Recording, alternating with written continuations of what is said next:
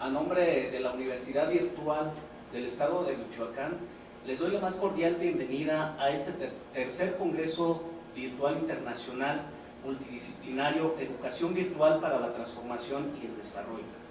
Su servidor, maestro Braulio Barría García, soy el coordinador de este eje temático en la maestría en Administración y Gobierno Digital.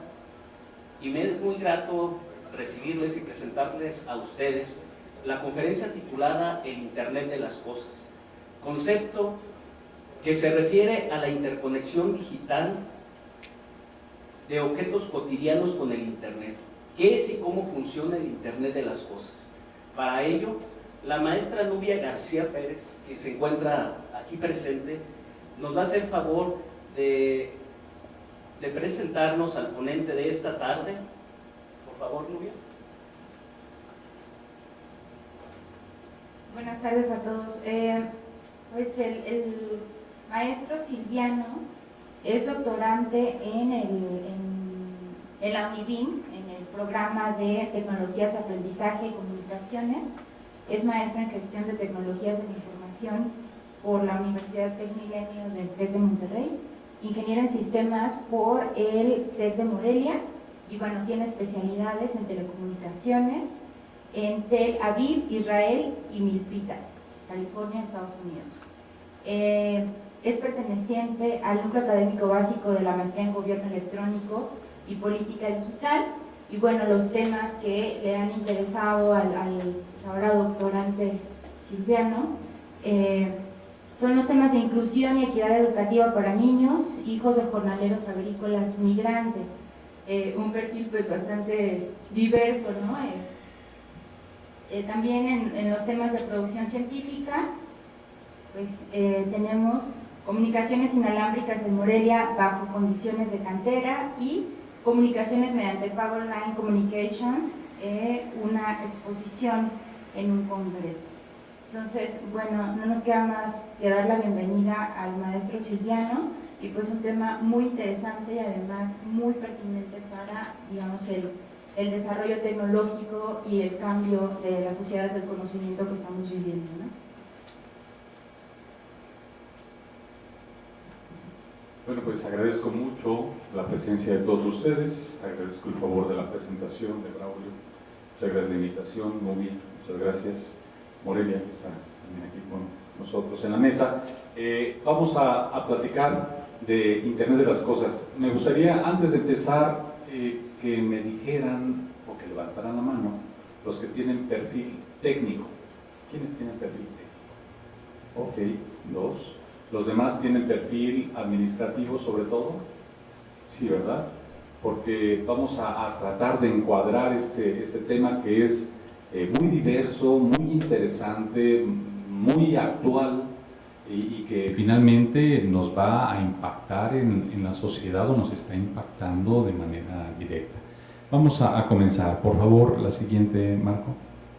Ok, antes de cualquier cosa, tenemos que saber cuáles son los orígenes del Internet de las Cosas. Por supuesto que todos han utilizado Internet en este momento, ¿verdad? Pero pues no sabemos desde dónde viene. Pues resulta de que desde 1963 hubo una persona que se llamaba Licklider, su apellido era Licklider, y en 1963, profesor del MIT en aquel entonces, fue invitado para formar parte de una agencia, la agencia ARPA, o la Agencia de Investigación, ARPA por sus siglas en inglés. En ese 1963 él decide dejar la parte docente y se integra a esta agencia ARPA como director de tecnologías e innovación, de procesamiento de información. Posteriormente, bueno, ¿por qué se integra? Porque él ya pensaba en algo que le llamaba la red intergaláctica, lo que hoy en día sería el Internet. Entonces, esa red intergaláctica él la comenzaba a idear. Imagínense los contemporáneos de él en aquel entonces cómo lo tacharían, ¿no? Como alguien que realmente estaba fuera de su momento, de su realidad. Eso fue en 1963. Sin embargo, para 1973 se incorpora otro gran actor que es Vincent Cerf. Vincent Cerf se incorpora con él porque encuentra algo que se le llama un protocolo de comunicación. Ese protocolo, cuando hablamos de un protocolo de comunicación, es como cuando los jefes de Estado llegan de un país a otro y se saludan y bajan del avión y mucho gusto y ponen ahí la banda de guerra o el protocolo. Ese es el protocolo. Ese es lo mismo que tenemos en las computadoras, hay un protocolo y ese protocolo se llama el protocolo TCP/IP, que finalmente el diagonal IP lo pusieron como protocolo de Internet. Entonces, los dispositivos en aquel entonces, las grandes computadoras que había en ese entonces, pues comenzaron a utilizar ese protocolo, el protocolo TCP. Pero quien lo inventó fue Vincent Cerf. Y entonces Vincent Cerf en 1973 lo inventa, comienza a trabajar con este señor que se llama Licklider y desarrollan lo que hoy en día conocemos como lo que es la Internet. Y en enero de 1983 queda instalado e instaurado las primeras computadoras a través de la parte académica que se conectan por el protocolo TCP/IP. Ahí es el fundamento de lo que es el Internet. Pocos lo conocemos desde este punto de vista. Hay algunos manifiestos, manuscritos publicados por Licklider y por Vincent Cerf de estos entonces, de estos ayeres, donde ellos están trabajando. En 1980 o en los años 80, pues qué bueno que había esta mancuerna con estos dos actores de las tecnologías de ese entonces, pero ¿quién iba a comunicar desde el MIT hasta la Universidad de California? ¿Cómo iban a tender un cable desde un lugar a otro? ¿Quién lo iba a hacer? ¿Iban a meterle el gobierno dinero para tender un cable? ¿O desde la Universidad de Texas o Pensilvania hasta la Universidad de San Francisco? Pues era muy difícil. Y entonces hubo empresas interesadas para poder hacer estas conexiones. Esas empresas, por ejemplo, son estas dos que menciono, lo que son ISPNet y UUNet. Esas empresas que en aquel entonces eran un apéndice de las telefónicas de aquel entonces, pues hoy en día nos dan el servicio a México. Son los grandes carriers, son los grandes proveedores del servicio de Internet y entran por diferentes partes de México. Hay dos grandes tubos grandototes, así como de agua, por donde llegan los servicios de Internet y que pasan a través del Golfo de México para llegar a Latinoamérica. Pero uno de ellos en particular es UUNet. Si algún día UUNet sufre un descalabro, tenemos una redundancia en México que se llama ISPNet. Todo esto no lo escuchamos, ¿verdad? Escuchamos que utilizamos el Internet, pero no escuchamos, y son los orígenes. Pero ¿qué pasa en el transcurso del tiempo? Pues que en 1994 resulta de que Estados Unidos libera en la parte comercial a lo que es el Internet. Al liberarlo en la parte comercial, pues muy intensa e interesantemente e inteligentemente lo hace. ¿Pero por qué? Porque ya existía también la Euronet y la Japanet en 1994. Si no lo hacía en ese momento Estados Unidos, la rectoría de los servicios de Internet que existen en el mundo lo iba a tomar muy probablemente Japanet o Euronet. Lo liberan en 1994 y entonces se molestan los de la agencia de investigación y la cierran. ¿Por qué? Porque ellos lo hacían con fines académicos.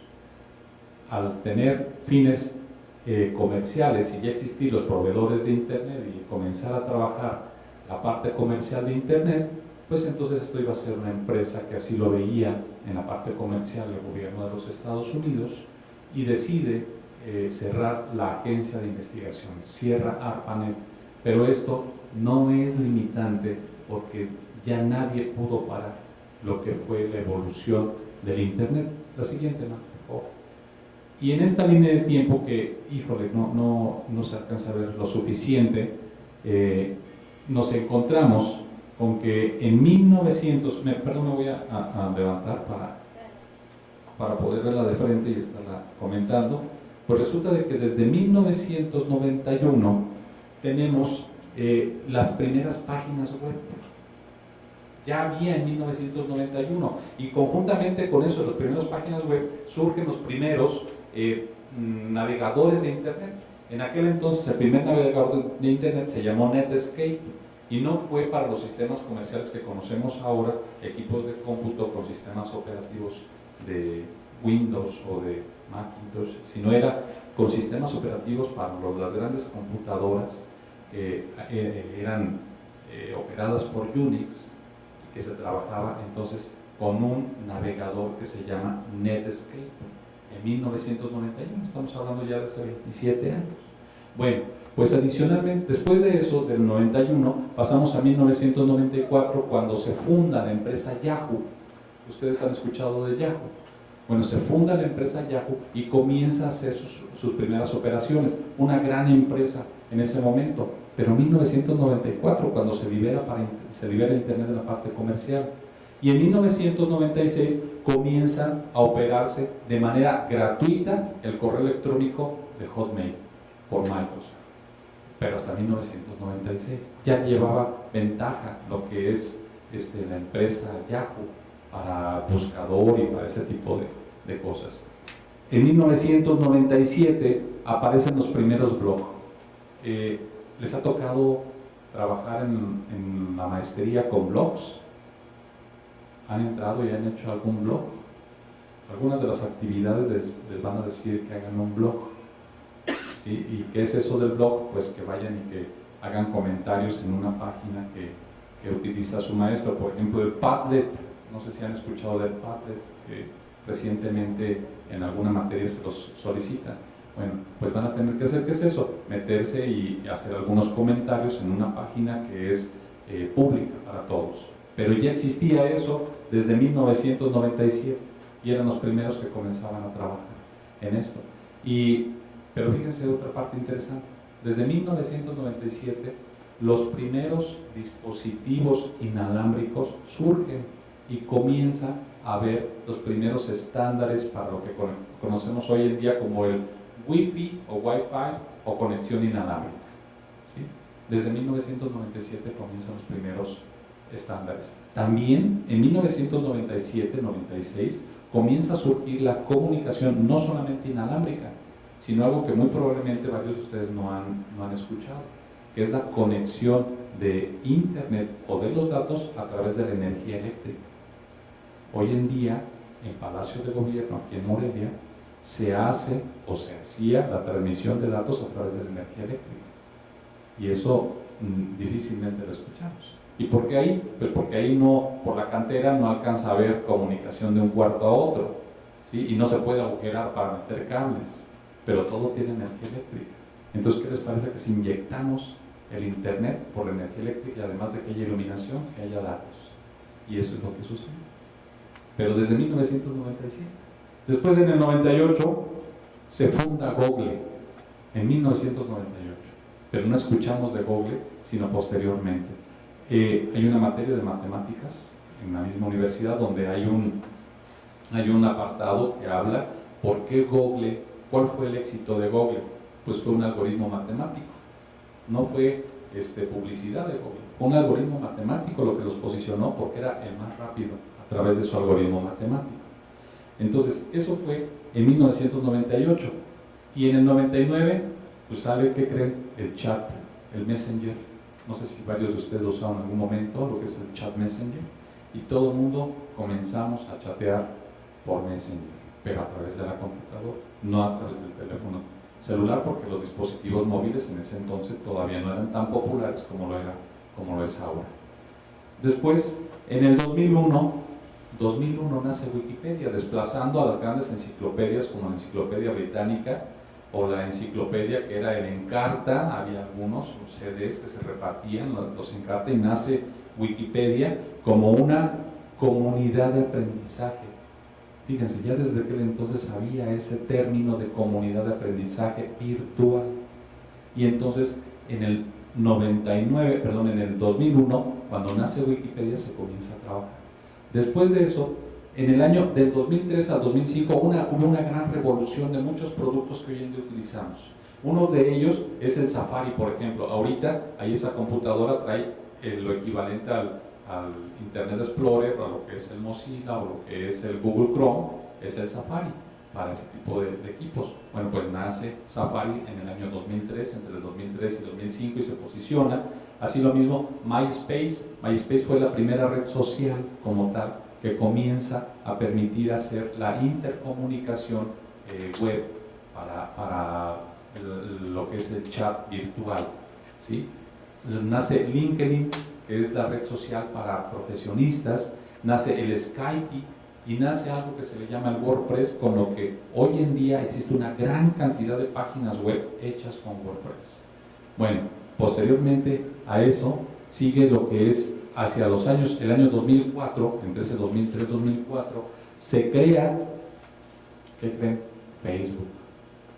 Nace Facebook, pero en el 2004, comenzando a posicionarse fuertemente por el ahora magnate de las redes sociales, Mark Zuckerberg, que por cierto tiene problemas graves hoy día Mark Zuckerberg por algún asunto de que perdió datos y que fueron vendidos para manipular a diferentes países en las elecciones, entre ellos su propio país como Estados Unidos. Y que por cierto hay una gran cantidad de miles de millones de dólares que están cubriendo para poder cubrir la imagen de Facebook, y que la tendencia ahorita, si ustedes pueden observarla en la parte de las estadísticas reales de Facebook, está a la baja. Los millones o miles, había miles de millones de usuarios de Facebook, va a la baja. En los últimos 15 días hubo aproximadamente 100 millones de usuarios a la baja. 100 millones, pues es casi todo México. Bueno, posteriormente a esto, YouTube en el año 2005 hace la primera transmisión en vivo. Hace la primera transmisión. YouTube comienza a aparecer, y comienza a aparecer por una demanda social, porque era requerido que trabajara. Después de esto, en el 2008, nace el Google Chrome, el primer buscador nativo de Google, en el 2008. E Instagram inmediatamente después, en el 2010, y posteriormente el Google Plus, que es haciendo la competencia a Facebook, pero se posiciona muy fuertemente a Google Plus no como una red social netamente para lo que es enviar qué estoy comiendo o dónde estoy, sino se posiciona fuertemente en la parte académica, en la parte de ciencias, y es en donde se está posicionando muy fuertemente Google Plus. Ahora, en el año 2013, ojo, aunque en el 2011 la empresa Cisco, hay una empresa muy grande que se llama Cisco, la empresa Cisco que hace la parte de abajo de todas las comunicaciones, en el 2011 la empresa Cisco ya había dicho o acuñado acerca del término Internet de las Cosas. Hasta el año 2013 se promulga como el Internet de los objetos, que es diferente. Hay objetos virtuales, entonces se posiciona diferente, y ahorita vamos a ver por qué. Después de esto, en el año 2014 crecen las aplicaciones móviles, y ¿qué creen? Nace WhatsApp. Hace 4 años. Hace 4 años hace 5 años no teníamos WhatsApp. Hoy en día no tener WhatsApp nos parece increíble, ¿no?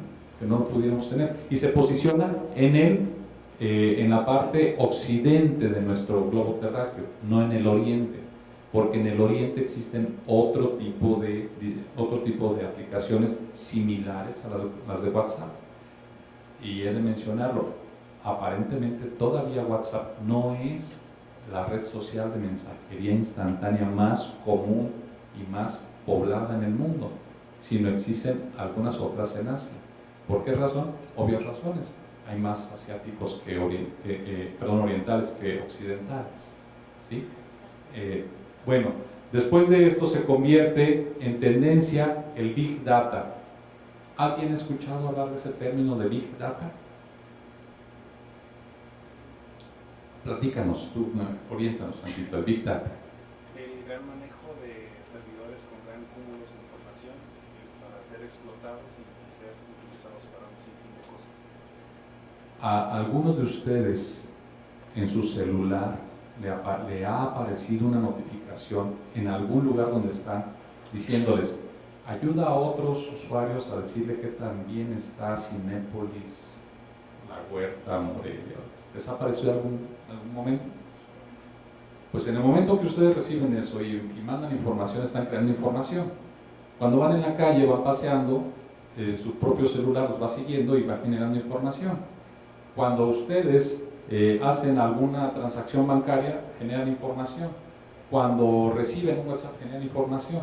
Cuando simplemente están tranquilos, sentados con su teléfono celular, están generando información. Eso es lo que acaba de mencionar aquí nuestro compañero. Eso es el Big Data. Hay una gran cantidad de información que se genera día con día. Y ahorita vamos a ver cuánto aproximadamente. Ese concepto no podría existir si no existiera el Internet de las cosas. Y ahorita vamos a ver por qué. Y por último, se masifican los servicios que se les llama servicios de la nube. ¿Cuáles son los servicios de la nube? Pues ustedes mismos lo tienen en su celular. Cuando hablan y mandan algún mensaje al Facebook, es la nube. Cuando bajan correo electrónico en sus celulares, en la nube. Cuando están trabajando en la universidad virtual, están en la nube. Cuando ustedes están pensando en la novia o el esposo, la esposa, están en la nube también, ¿no? Digo, en el buen sentido lo digo porque están pensando con su celular, están mandando información y están en la nube. Eso es los servicios de masificación de nube, y entonces se convierte en infraestructura como servicio, plataforma como servicio y software como servicio. Vamos a ver siguiente, por favor. Bueno, eso es lo que viene como historia de la evolución de cómo las tecnologías han estado en una parte muy inmediata de lo que es una línea de tiempo. Pero, ¿qué pasa después? Pues vamos de esa parte global a la parte nacional. Lo global, ¿cuál es? Pues qué bueno que digan que existe Internet de las cosas, qué bueno que existe Internet, pero ¿y quién nos regula? ¿Cómo llegó aquí a México a masificarse? Bueno, pues en el año 2011 existe una persona, o existe todavía en ese momento, que se llama Frank LaRue. Frank LaRue es un relator de la ONU, de la Organización de las Naciones Unidas, quien maneja como ente regulatorio la parte de las telecomunicaciones, y ante el plenipotenciario de la ONU en el año 2011, Frank LaRue declara al Internet como un derecho humano. ¿Por qué razón? Porque todos tenemos derecho a la libertad de expresión y a través del Internet podemos expresarnos, y entonces lo manifiesta como parte de lo que es la libertad de expresión y un derecho humano. Asimismo se toma, porque estas reuniones y para poder llegar a eso venían desde el 2001-2002, se toma, y en el 2013 en México, en nuestro país, en el marco del Pacto por México, en junio del 2013 se firma un documento que es la reforma en materia de telecomunicaciones. ¿Y qué creen? Pues resulta de que se declara el Internet como un derecho ciudadano, no como un derecho humano, porque para que sea derecho humano todos deberíamos de tener acceso, y no todos tenemos acceso al servicio de Internet. Entonces se genera como un derecho ciudadano. Pero hasta el 2016, fíjense cómo evoluciona. Hasta aquí tenemos esta parte de que de lo global a México, pero del 2013 al 2016 evolucionamos en México y existe una gran cantidad de gente que va entrando al Internet, y hoy en día en nuestro país tenemos una gran cantidad de usuarios contabilizados hasta el 2016, porque así lo marca la documentación de la MIPSI, por ejemplo, habla que en el 2016 teníamos 70 millones de mexicanos conectados. En el 2000, ahorita vamos a ver la gráfica, en el 2015 teníamos una cantidad, 6% adicional en el 2016, pero ojo, fíjense el último cuadro. Dice, el tiempo promedio de conexión en 2017, en el año pasado, de cada uno de nosotros es de 8 horas, 8.1 horas. Imagínense nada más eso. Perdón, 8 horas con un minuto. Imagínate eso, promedio, ¿eh? Eso significa que habrá quien tenga 1 hora de conexión al día y otros que tengan 16 horas de conexión al día. En promedio tenemos 8 horas y 1 minuto para estar conectados. Eso explica el por qué los jóvenes que nacieron en el año 2000, 2001, o algunos de ellos previos cuando el Internet se libera, que nacieron con el Internet, no pueden estar desconectados del Internet. Para ellos no existe un mundo sin Internet. Esa es una razón importante. La siguiente, por favor. En estas gráficas se determina, es una gráfica que tomé de la AMIPSI del reporte 2016, y ustedes verán cómo va la evolución, la tabla de la evolución de cómo va creciendo la cantidad de usuarios que existe en Internet desde 2006 hasta el 2016. Y se darán cuenta que en el 2016 habla de que tenemos 70 millones de mexicanos conectados en nuestro país al Internet. 6% más que en el año 2015. Esto pues nos da una idea de cómo estamos. Vamos, y ahorita, para el año 2017 se estima que tuvimos un crecimiento de aproximadamente un 16% más de 70 millones. Eso significa que tendremos aproximadamente entre 80 y 90 millones de mexicanos conectados. Bueno, la siguiente, por favor. La siguiente nos habla de lo que son los hábitos de conexión. Fíjense esta parte interesante. Nos conectamos por medios inalámbricos. Ese estándar que estaba en 1997, que apenas salía, hoy en día es la parte más solicitada para que tengamos conexión hacia lo que es el Internet. Bueno, tenemos un 82% de conexión. ¿En dónde? En el hogar. Si se fijan, 82% de conexión Wi-Fi contratado, 82%, y hacia el hogar 82%. Sin embargo, lo que nos interesa ahorita para lo que está en crecimiento, que es el Internet de las cosas, es esta parte. Conexiones Wi-Fi de acceso público. La parte de acceso público. ¿Dónde nos conectamos? En las plazas públicas. ¿Dónde nos conectamos? En las instituciones de trabajo, como tenemos derecho hoy día. ¿Por qué razón? A partir del año 2018, en diciembre, gracias a la reforma en materia de telecomunicaciones, vamos a poder llegar a cualquier institución pública y solicitarles que nos proporcionen la usuario y contraseña de Wi-Fi, y no se puede negar, porque por ley a los ciudadanos nos corresponde poder tener acceso a los accesos de Internet inalámbricos de las instituciones públicas. Entonces, eso va en crecimiento. Bueno, ¿y en dónde se están conectando? En lugares públicos, en las escuelas, en algún cibercafé, en algún otro punto. Eso va creciendo y conforme pasa el tiempo va a subir. La siguiente, por favor. Esta gráfica da cuenta de ello. Miren, aquí tenemos, y los números no nos van a coincidir. Si sumamos 91% más 83 más 24, van a decir es que, pues, ¿qué porcentaje hicieron de encuesta para llegar a esto? Sin embargo, aquí lo que dice es los dispositivos de conexión, pero una persona puede tener un smartphone, una PC, una laptop y una tablet y conectarse con todas ellas al Internet, por eso los números no nos coinciden. Sin embargo, no es lo que nos atañe para este análisis, sino lo que nos atañe es esta parte de aquí hacia abajo. Ojo, al Internet el 22% de los encuestados ya conecta aparatos electrodomésticos o electrónicos, consolas de videojuegos, otros dispositivos móviles o cualquier otro que se pueda conectar. Tu coche, por ejemplo, la cámara de videovigilancia, entre otros tantos dispositivos que podemos tener, y va hacia la alza. Se estima, siguiente por favor, se estima que vamos a tener una gran cantidad de dispositivos conectados. En las siguientes diapositivas vamos a ver cuántos. Bueno, pero ¿y quién regula esto? ¿Quién lo hace? ¿Cómo hacemos para que sigan conectados? Tenemos problemas con Facebook, que tenía una base de datos muy grande. Pues digo, nosotros que estamos en nuestra casa, pues estamos en riesgo, podríamos pensar. Bueno, pues ¿quién está regulando toda esta parte? Existen estándares. Los estándares más grandes que existen a nivel internacional para poder entender y regular el Internet de las cosas son el estándar del ISO 38500, que hace énfasis en la parte de que las tecnologías no pueden ir sueltas por sí solas. Aquí hay dos tecnólogos y muchos que no son tecnólogos. Entonces, ¿qué significa? Que tenemos que alinear las tecnologías a los que no son tecnólogos, a lo que va a ser la misión y visión de las empresas, los objetivos de la empresa.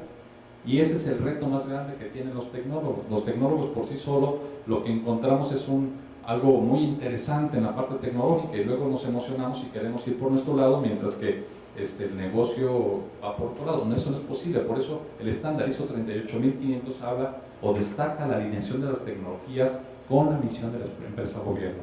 Y el estándar ISO 27001 o 27002 en su revisión 2015, eso significa revisión 2015, y que proviene del estándar británico 7799, es parte de los estándares de seguridad que debemos de llevar.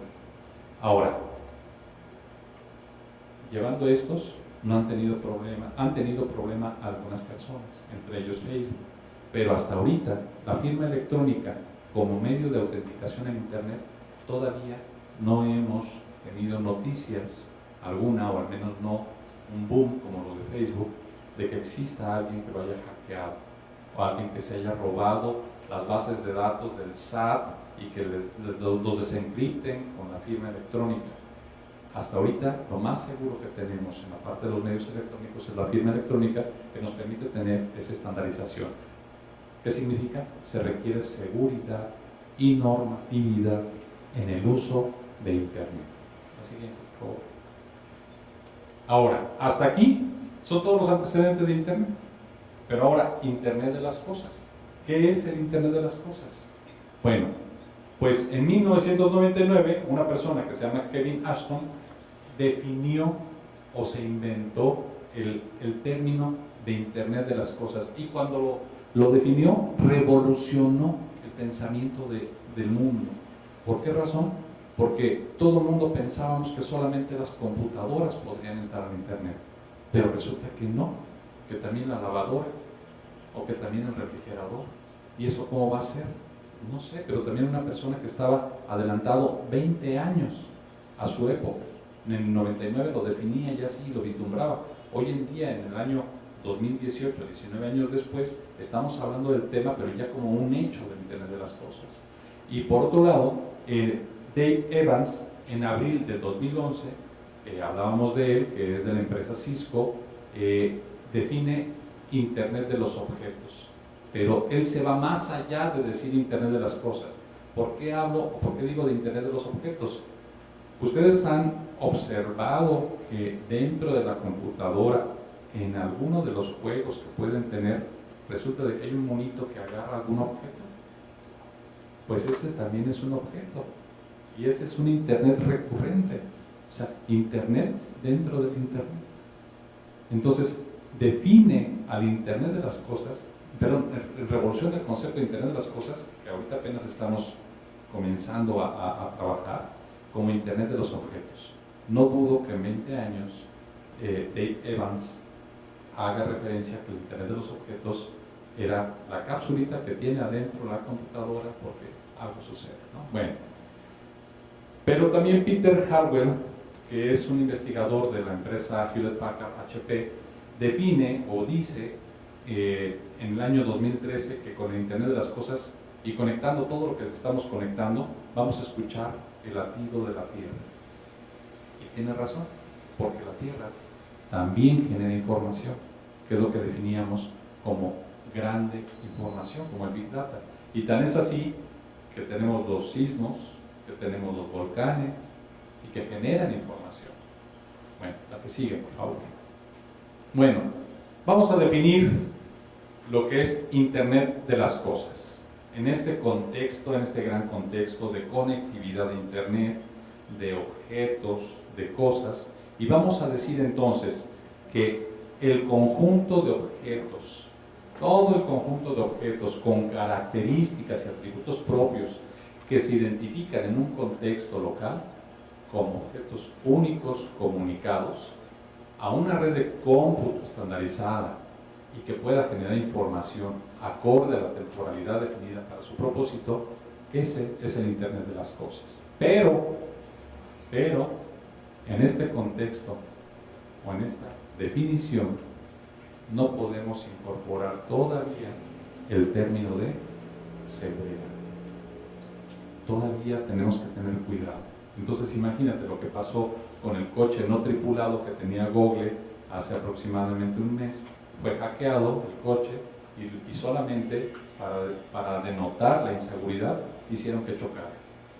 Entonces, eso denota la inseguridad que se tiene en Internet de las cosas.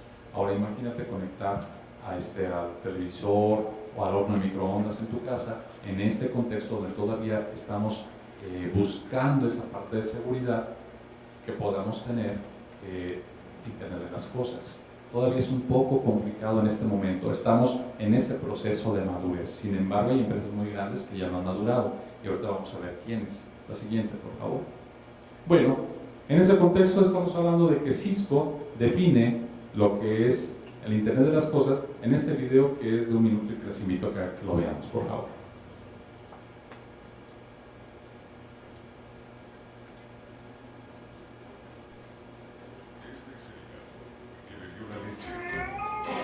Y dejó entrar al perro que saltó sobre la mujer, que preparó el café, Preparar café. que despertó al hombre, quien iba tarde al trabajo, y condujo el automóvil, Modalidad sin conductor encendida. que encontró el lugar de estacionamiento Encontrar estacionamiento. Estacionamiento encontrado. y alertó a la puerta, que abrió la sala de control, Hola, bro. que aseguró la información, que dirige las turbinas, que acciona los aspersores, que riegan el césped, que alimenta la vaca, que produjo la leche, que llegó a la tienda, que le recordó al hombre comprar la leche, que fue servida por la niña, que amaba al gato, que bebió la leche. Internet de todo está cambiando todo. Cisco, tomorrow starts here. Bueno, ese es una pequeña probadita de que en realidad de todo esto sí tenemos ya muchas cosas conectadas. Si se dan cuenta, tenemos conectadas cámaras de vigilancia, tenemos conectados sensores para donde podemos caminar. Lo que nos hace falta desarrollar en un contexto local, en nuestro México, es por ejemplo que me digan dónde hay estacionamiento, que los cajones de estacionamiento tengan sensores, o que tenga una app móvil que me diga si en el centro de Morelia hay algún cajón de estacionamiento para ir, si no mejor no voy, o me quedo en un estacionamiento público. ¿Pero será posible? Sí, sí es posible, ya hoy en día. Bueno, la siguiente, por favor. Bueno, ¿cómo se integra la parte de Internet de las cosas? Bien fácil. Los usuarios demandan conectividad, o sea, de manera natural. Así como en 1994 se liberó el Internet, pues ahora el Internet de las cosas solito demanda usuarios. ¿Y por qué razón? No sé si alguno de ustedes en algún momento ha conectado su celular a la televisión en su casa, en las llamadas Smart TV. Bueno, pues eso, hoy en día tú estás en tu celular y puedes transferirle lo que estás viendo en tu celular al Smart TV a través del Internet. ¿Cómo lo hace? Hubo un amigo que es tecnólogo mío que me dijo, pues no sé ni cómo lo hace, pero funciona. Bueno, pues es una demanda porque finalmente como usuarios no tecnólogos lo hacemos, nos conectamos a algún lugar y entonces televisores manipulados por telefonía celular, cristal que permite la interacción. Hoy en día lo que es el Corning, que ahorita vamos a ver un video también, que permite la interacción entre lo que es el cristal y transferir las imágenes a través de la parte gestual, ya existe y es real. Pero aún más, en febrero de este año, de 2018, en el Foro Internacional de Telefonía Móvil, pues resulta de que se liberó el grafeno, y el grafeno es un material flexible, que ya no es como el cristal, y al ser flexible, nuestros teléfonos celulares ahora ya son flexibles, y entonces ya te lo puedes poner como una pulsera, y entonces ahora ya las televisiones las podemos tener aquí como grafeno, y entonces ya no necesitas tener las televisiones que antes decíamos que era de plasma y que evolucionaron a LCD y después a LED, ya eso ya comienza a evolucionar, y eso se acaba de determinar en 2018 o en febrero de 2018. Entonces, solito se va integrando el Internet, las cosas al Internet, sensores de luz que pueden incorporarse como domótica. Hay un equipo, así como han escuchado que a los teléfonos, hay algunos teléfonos de marca que dicen Siri, ¿dónde estoy? Siri, contesta. Bueno, pues también existe un aparatito así chiquito que se llama Alexa, y que le dicen, Alexa, enciende la luz, Alexa, enciende la tele, Alexa, baja la intensidad de la luz. y Alexa lo hace, ¿sí? Y eso es a través de la compañía Leviton. Eso ya existe, es real. Entonces, y cuesta 800 pesos y lo pueden comprar aquí en la de energía eléctrica que puede, de luminarias que hay aquí en la Lázaro Cárdenas, ¿no? Eso ya existe, es real. Y son cosas que se conectan. Bueno, los dispositivos móviles que tienen acceso a otros objetos en 3 dimensiones, cuando ustedes van en el coche y dicen, a ver, mira, aquí está en 3 dimensiones, o van trabajando con una aplicación que se llama el Waze, y el Waze te va diciendo que la otra persona que va en el otro coche que también trae Waze es Uber, el coche, y te va diciendo, dentro de 500 metros, otro que tiene Waze te dice, cuidado porque aquí hay una manifestación, nos bloquearon los de la normal urbana, o no sé quién sea, ¿no? Entonces, te lo dice y eso es lo que sucede. Y son dispositivos conectados, son objetos conectados a otros objetos. Ahora, para el 2020, ojo, y estamos ya en el 2018 y ya vamos en el primer cuatrimestre de 2018. 2020 estamos hablando en 2 años aproximadamente, 1 año y un poquito más. Para el 2020 se van a tener conectados más de 20.8 billones de objetos. Billones. Por mucho más que la población que existe en el mundo. 20.8 billones de objetos y que van a generar, a ver, ¿han escuchado hablar de que la fotografía pesa mucho? Pesa 5 megabytes o 3 megabytes, ¿sí?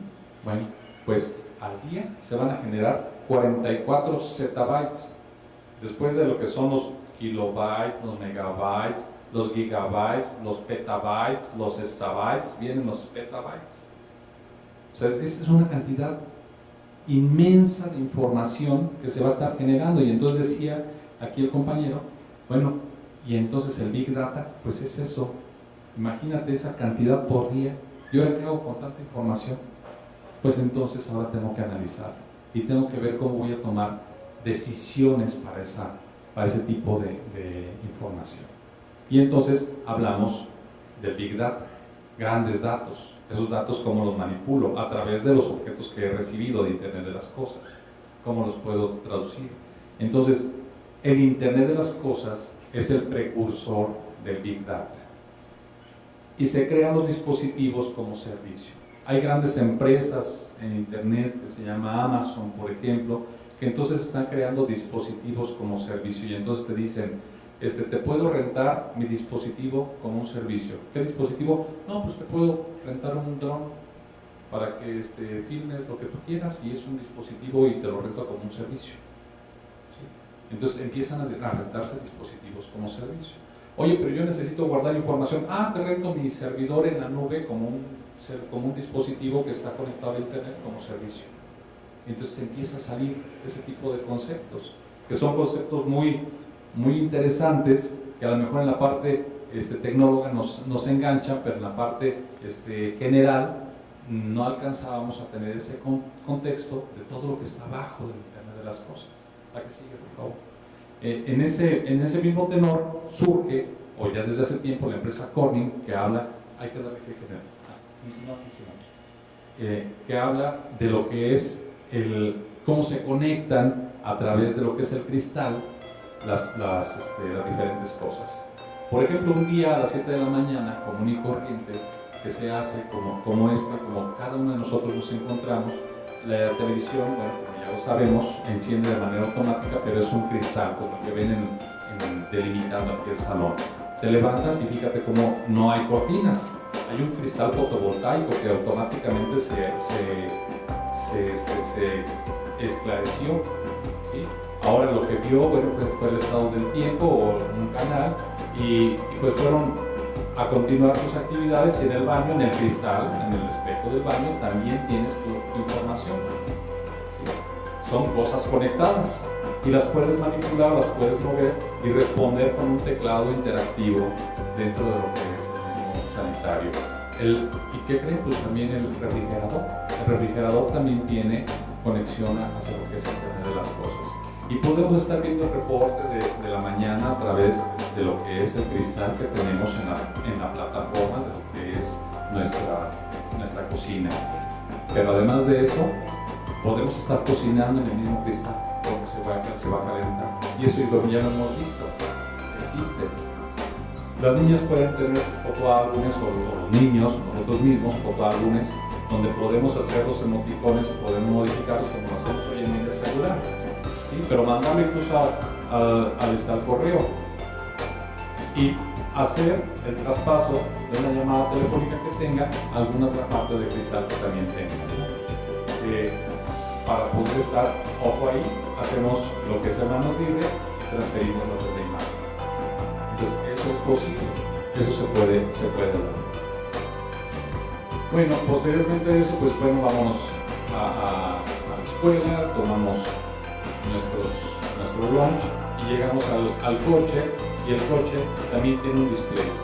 Esto hoy en día, si ustedes pueden observar, es un display de cristal. Esto hoy en día los coches ya lo tienen. Desde el Civic de Honda, que tiene un display completamente en la pantalla que es digital y que los puede ir guiando. Pero también en la parte superior puedes tener tu quemafocos que tiene un cristal que se puede ir oscureciendo dependiendo de lo que tú quieras. Y en el transcurso de la calle, en Internet de las Cosas, podemos conectar, en lugar de bienvenido a Michoacán, podemos conectar grandes cristales que te digan información de otro tipo. Asimismo, en los parabuses que ya hoy día tienen cristal, también pueden estar conectados con mapas interactivos y puedes llevarte la información del mapa interactivo para todos aquellos que lo puedan necesitar y compartirlo y empezar a enviar información por los dispositivos móviles que podemos tener.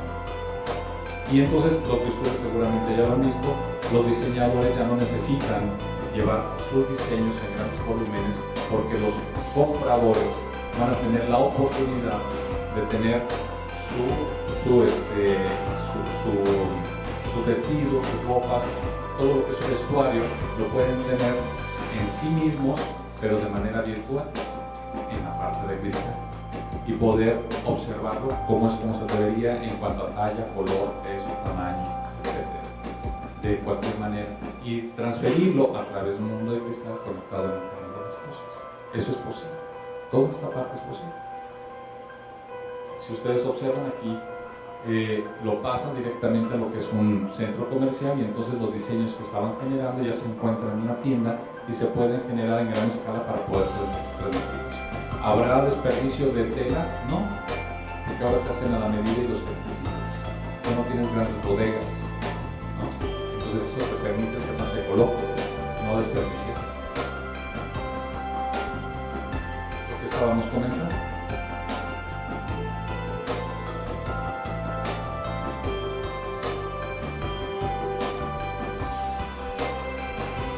Observe cómo tenemos en el Corning que hablábamos, en la parte de grafeno, ahora tenemos la parte flexible de lo que es el cristal para poder hacer la transferencia de los datos, la modificación de lo que son los diseños, que es algo importante.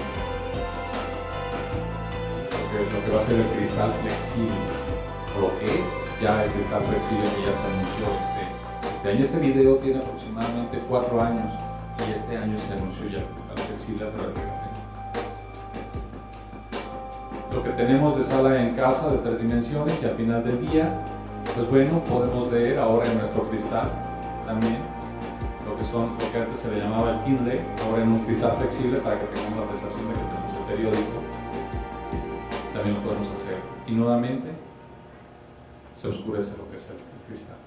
Eso es lo que nosotros, es la tendencia que tenemos y es real. Si alguien nos hubiera dicho hace 20 años, como comenzamos al inicio en esa línea de tiempo, que íbamos a tener un teléfono celular por el cual íbamos a estar haciendo una videollamada donde a través de un mensajería instantánea, que es un WhatsApp y además de manera gratuita, pues hubieran dicho, ay, no es cierto, ¿no? Pero sí, hoy en día lo tenemos, ¿no? Y ese es como un ejemplo. La que sigue, por favor. Ok, sin embargo existe un modelo de referencia, así como existe así una listita, un modelo de referencia para cada cosa, como existe una receta de cocina, así también existe un modelo de referencia para el Internet de las Cosas. Y el primer paso es dispositivos físicos y controladores. ¿Cómo vamos a entrar del mundo físico al mundo virtual? El segundo es la conectividad. ¿Por dónde me voy a meter a esa parte de dispositivos? Esos dispositivos, ¿cómo los voy a incorporar a la parte de conectividad hacia el Internet? La parte 3 es el cómputo de frontera. Eso significa, como en nuestra casa tenemos alrededor un perímetro y tenemos una frontera, así de igual forma tenemos el cómputo. ¿Cómo vamos a tener ese cómputo de frontera para no tener problemas en la parte de seguridad? Después, la acumulación de datos. ¿A dónde se van a ir todos los datos que yo estoy acumulando? Ahorita ni siquiera sabemos a dónde se van todos nuestros datos. Pero Facebook, si alguien pudo leer el contrato de Facebook, te dice que cuando entres te puede revisar incluso tu teléfono celular para saber qué marca, qué sistema operativo tiene, cuánto dispositivo tiene de almacenamiento, y que puede acceder a todas tus fotografías y a tus historiales y a tus contactos y a todo, ¿sí? Y además, ¿dónde andas? ¿Sí? Y además, ¿qué marca de teléfono tienes? Entonces, hay que saber a dónde se van nuestros datos. La parte después de la abstracción de los datos. Ya tengo todos esos datos, ¿y para qué los quiero? ¿Todos son útiles? Seguramente todos serán útiles, pero en diferentes contextos, en diferentes momentos. Las aplicaciones, esas aplicaciones que tengo, todas mis aplicaciones, ¿son válidas? ¿O son aplicaciones descargadas de la aplicación que quería? ¿Les ha pasado eso algún día? Descargan una aplicación y les dan otra aplicación. Una aplicación rémora, por ejemplo, bajan del estado del tiempo y les bajan 2 o 3 del estado del tiempo que ustedes no querían. Bueno, pues hay que tener cuidado con eso. Las aplicaciones que tenemos y que vamos a darle al Internet de las cosas. Y la colaboración y los procesos que vamos a llevar. Esta parte es fundamental para la maestría en Administración Pública y Gobierno Digital. La colaboración y los procesos que vamos a implementar. La siguiente parte, por favor.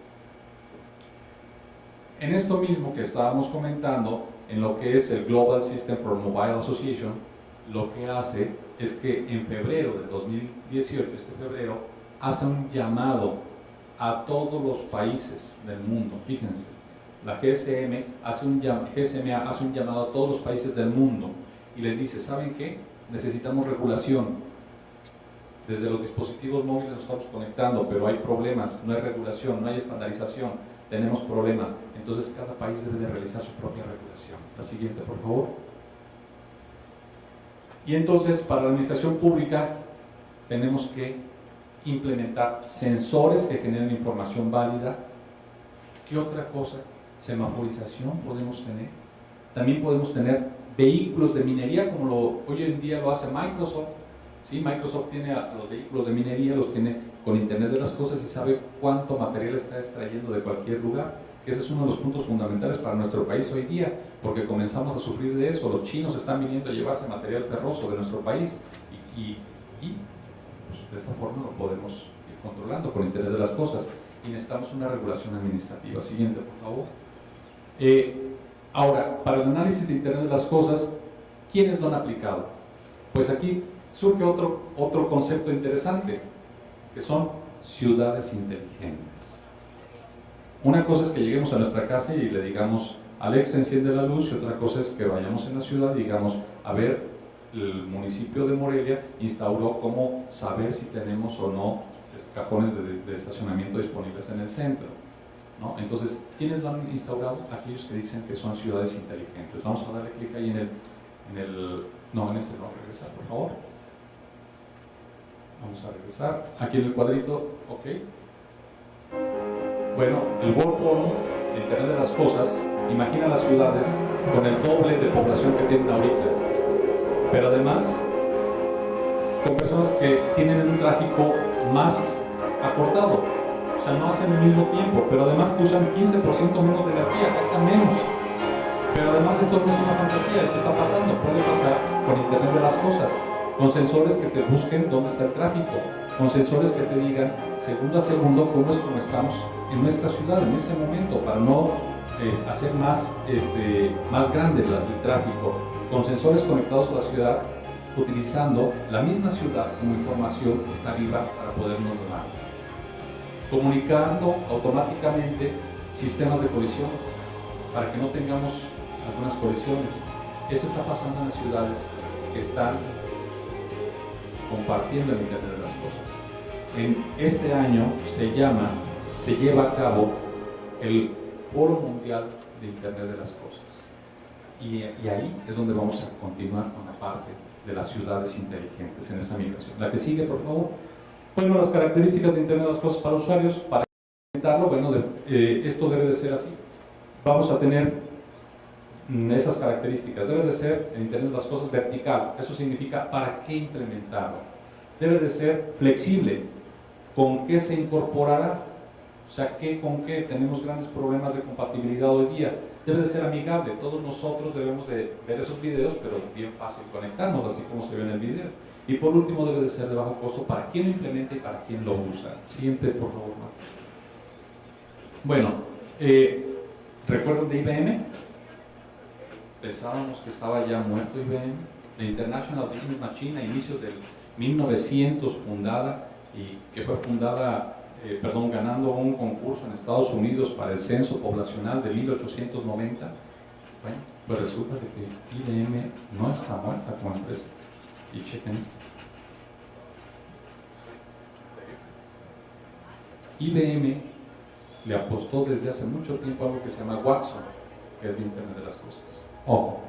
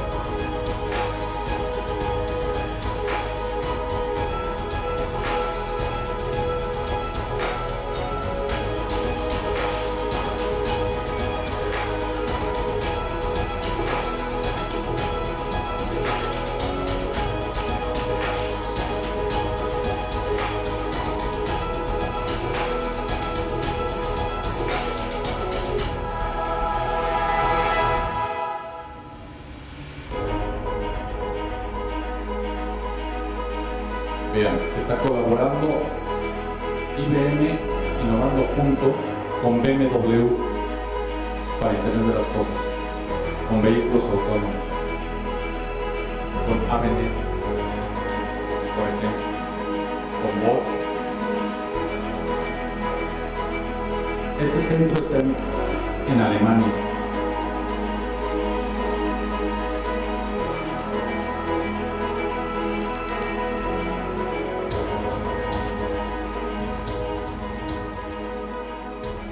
Bueno, pues es una empresa que no está muerta, que ha invertido mucho dinero y que invirtió más que todos pensando en Internet de las Cosas, que es lo que estamos viendo ahorita. Siguiente, por favor, creo que ya estamos concluyendo. Bueno, ¿cuáles son los retos actuales para hacer la implementación de Internet de las Cosas? Hay que hacer alianzas estratégicas, no podemos solos. Otro de los retos muy grandes, hay que generar una política pública, ojo, políticas públicas de tecnologías de información y comunicaciones como la que existe hoy en día a nivel nacional, que se llama Política 3.0 de la Estrategia Digital Nacional. En nuestro país existe, pero a nivel Estado y municipio, que finalmente son en donde vivimos y los que operamos, creando una regulación en el uso público de Internet de las Cosas. ¿Cuáles problemas vamos a tener? Barreras de integración y seguridad. ¿Qué integración? Que se integre la cámara de video con la televisión, que se integre con diferentes cosas. ¿Esos son por qué? Porque no existe todavía la parte de estandarización que debería de existir para todas las cosas. Cada quien está buscando obtener su parte del mercado. Llegaremos a la estandarización. Estamos en ese proceso de maduración de Internet de las Cosas. Pues muchas gracias por su atención. Espero que esta pequeña plática de Internet de las Cosas haya cambiado su perspectiva de cómo estamos. En realidad tenemos mucho por hacer, y desde la maestría en Administración Pública, sobre todo lo que tenemos que buscar es cómo generar proyectos de Internet de las Cosas que sean normados y que tengamos una política pública en cual aplicar. Porque si no, entonces tenemos, además de la inseguridad que existe en los medios electrónicos, tenemos también una falta de normatividad. Bueno, pues muchas gracias.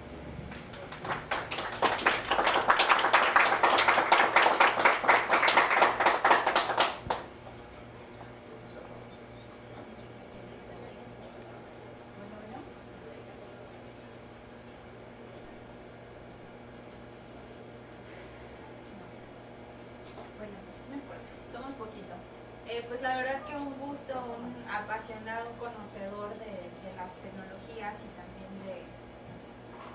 también en general del Internet, ¿no? Y muy interesante los temas que abordas de Internet de las cosas.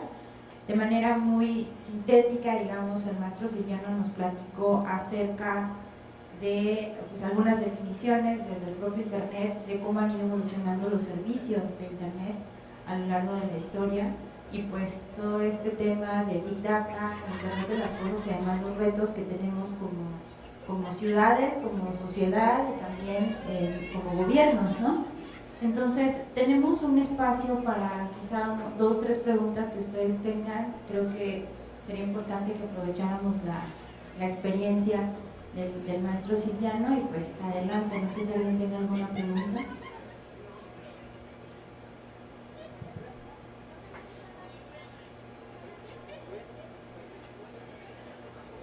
¿No? Yo tengo uno. Si estamos hablando de la maestría como tal, esa maestría que otorga la universidad, la otorga con relación a la tecnología y cómo se va desarrollando o no. La maestría es excelente. ¿Por qué razón? Porque aborda una temática no abordada en ningún plan de estudios que yo al menos haya podido observar a nivel local, estatal, nacional. ¿Por qué razón? Hay un encuentro de 2 mundos. Los funcionarios públicos que tienen años en la función pública no son funcionarios tecnólogos, y los funcionarios públicos que recientemente se incorporan a la función pública tienen el conocimiento tecnológico. En ese momento o en ese contexto llegan funcionarios públicos nuevos queriendo implementar cosas que no son posibles implementarse a través de la tecnología porque la regulación que tenemos no se lo permite. Pero sí puede evolucionar lo que es la administración pública. Y la administración pública como tal, como se venía haciendo desde hace muchos años, no puede mantenerse en ese mismo contexto porque ahora tenemos nuevos ciudadanos. Entonces, el encuentro de 2 mundos, por eso hablamos de este tema que es, y quise saber quién era tecnólogo, porque finalmente hablamos de muchos términos técnicos. Hacemos ese encuentro de 2 mundos, de la parte técnica, pero cómo llevar las tecnologías a la parte de la administración pública para que los ciudadanos se beneficien, para que no tengamos, parte de esto es, por ejemplo, cómo se optimizó el implementar actas de nacimiento a través de Internet. Cuando el Registro Nacional de Población dijo que se iban a poder generar actas de nacimiento a través de los servicios electrónicos en el año 2006, no se concebía cómo en una computadora podría imprimir en un papel seguridad un acta de nacimiento. Y no se concebía porque la legislación de ese entonces decía que debería de imprimirse con una máquina mecánica, lo que era el acta de nacimiento.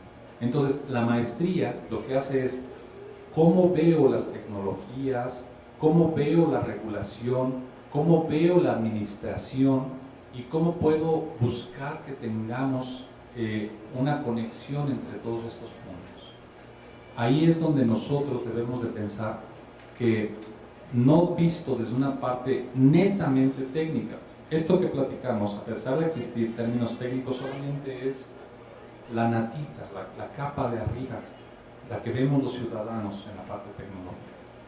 Pero abajo existen muchas cosas que no se ven en la maestría. Existen muchas cosas, legislación que existe dentro de la maestría, existen procedimientos administrativos. Entonces la maestría en la administración pública y gobierno digital ve ese encuentro de 2 mundos. No sé si respondo. Iba un poco enfocada en ese sentido, maestra. Iba un poco enfocada la inquietud en ese mismo sentido. ¿Hasta qué nivel está ahorita la función pública nacional alineada en este sentido de las tecnologías, en el uso de las TIC y alineada? ¿Por qué? Porque, por ejemplo, quiero pagar el refrendo del vehículo y no lo puedo hacer en línea. Simplemente me mandan a una hoja, a una página en donde bajo un formato. Entonces, creo que todavía falta mucho a nivel nacional para que la administración pública se alinee en la tecnología, en el uso de... Sí, efectivamente, ahí es donde tenemos un gran reto, tanto los funcionarios públicos como los administradores de tecnologías. Los usuarios nos han rebasado. Los usuarios nos han rebasado a la parte de la administración pública e incluso en mucho también en la parte comercial. Sin embargo, se ha buscado tener servicios de manera creciente. Hoy en día, por ejemplo, existe, respondiendo a nivel nacional, lo que es la Estrategia Digital Nacional. Es un documento que se emitió desde hace ya varios años, en el 2013, y el cual se ha venido siguiendo, donde se priorizaba una parte. ¿Para qué me sirve mandarle equipos de cómputo, es entre comillas, equipos de cómputo a una escuela si no puede tener conectividad a internet o donde va a bajar los contenidos? ¿Sí? Sí sirve, la realidad es que sí sirve, ¿no? Sí sirve mandarles equipos de cómputo para que usen los niños, ¿no?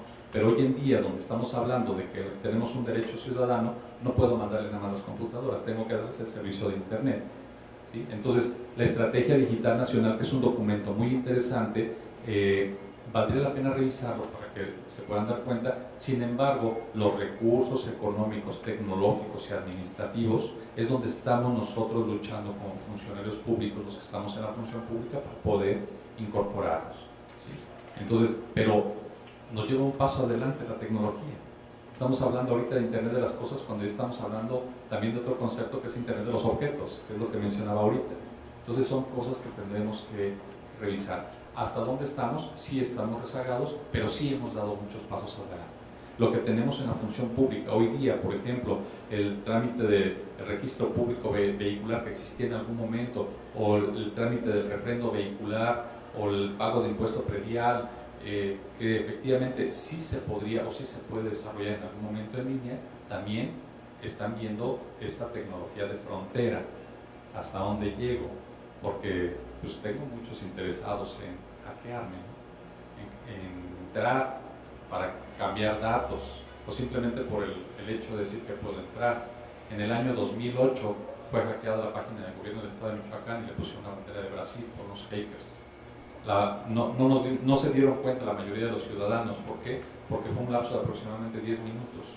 Porque fueron 10 minutos en lo que se hizo el cambio de servidor, había un respaldo de manera inmediata, pero fue hackeado, ¿no? Y digo, hay muchos que han sido hackeados, incluyendo la Casa Blanca, la NASA, mismo Facebook, digo por mencionar algunos, pero sí se está avanzando, la respuesta es sí se está avanzando. Bien, pues muchísimas gracias. Vamos a entregarle una constancia al maestro Silviano Torres por su destacada participación como ponente en este Congreso Internacional Multidisciplinario, Educación Virtual para la Transformación y el Desarrollo. Muchas gracias.